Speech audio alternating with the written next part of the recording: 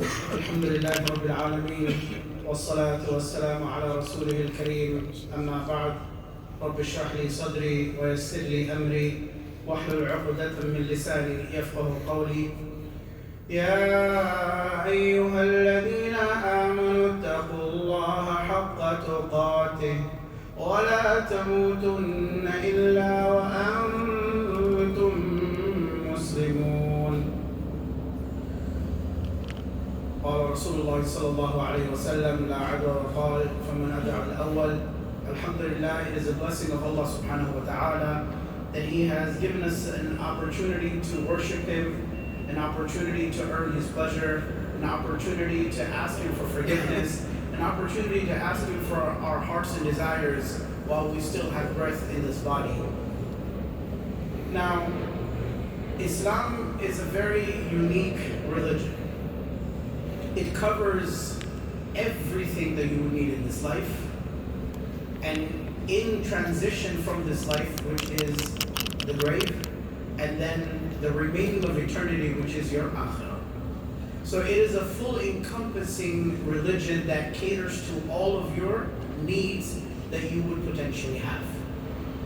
Now, Islam has given us so many gifts through the mercy of Allah subhanahu wa ta'ala, and one of those blessings that we have is the fact that we have Rasulullah sallallahu alayhi wa sallam as our prophet. Now Allah subhanahu wa ta'ala created Rasulullah sallallahu alayhi wa sallam as rahmatul lil alameen, the mercy for all of mankind. And with this mercy, this is the month of Rabiul Awwal, and Islam is not a seasonal religion. For instance, in a little bit you'll have Halloween, in a little bit then you'll have Christmas, in a little bit you'll have, as the season changes, the holiday changes. But as a Muslim, from your first breath until your last breath, you have one season, and that season is Islam. So Rasulullah sallallahu alayhi wa sallam, the love for him, the adoration, the honor, respect for him is not limited to just 30 days. It should be every moment of your day that you are mindful, you are loving Rasulullah sallallahu alayhi wa sallam, and you are honoring and respecting him. And one of the ways that a person can respect and honor someone is by listening to them. Those of you that are parents, or those of you that are kids, what happens? When your parents tell you something and you listen and you do it, what happens? Seemingly they care for you more, they love you more, and they also listen to you more as well. And it's a reciprocal relationship, right? When it comes to love. With Rasulullah sallallahu alayhi wa sallam, Allah subhanahu wa ta'ala already gave us the best of all of creation. And Rasulullah sallallahu alayhi wa sallam was a source of happiness, was a source of love, was a source of honor and respect for everyone around him. Now, if you think about it and look at the seerah of Rasulullah sallallahu alayhi wa sallam,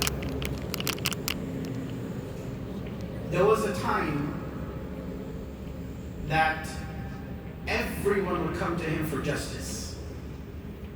And he was the focal point of the entire society.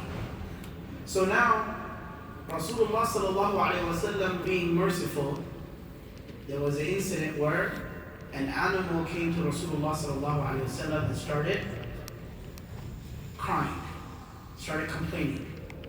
Ya Rasulullah, my owner, right? Those of you that have pets, I want you to think about this. For those of you deciding and contemplating having a pet, think of this. The animal comes to Rasulullah sallallahu alayhi wa sallam and says, Ya Rasulullah, my owner is really mean to me. My owner is not nice to me. My owner abuses me. And then Rasulullah sallallahu alayhi wa sallam spoke and guided the person and said, this is a complaint against you, you should be mindful for it.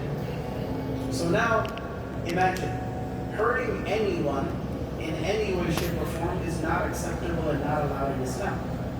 You have to have the best of manners, the kindness of personality, and so on and so forth. And Islam, in a way, is really contagious. If you do khair, it brings more khair. If you do good, it brings good. Good behavior brings more better behavior towards you, inshallah.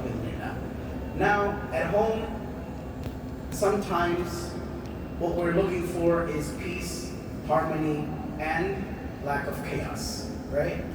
And we don't realize sometimes that just because we are in a position that we are at home, whether it be in the parental position or from a child's perspective, we sometimes don't realize that we hurt each other through our words and through our actions and through our thoughts. Now, at home, what we should do is what Rasulullah sallallahu alaihi wasallam did when he dealt with his home matters, which was, he was the kindest and the most gentle and nicest with those at home. If you look at it, Rasulullah sallallahu alaihi wasallam was such a person that if enemies wanted to have an enemy, they would have wanted Rasulullah sallallahu alaihi wasallam as his enemy. He was so kind to them. He was respectful, caring, and always cognizant of their needs and wants. Rasulullah sallallahu alaihi wasallam, even in the worst of times, was never abusive in any way, shape, or form to anyone in connection to him.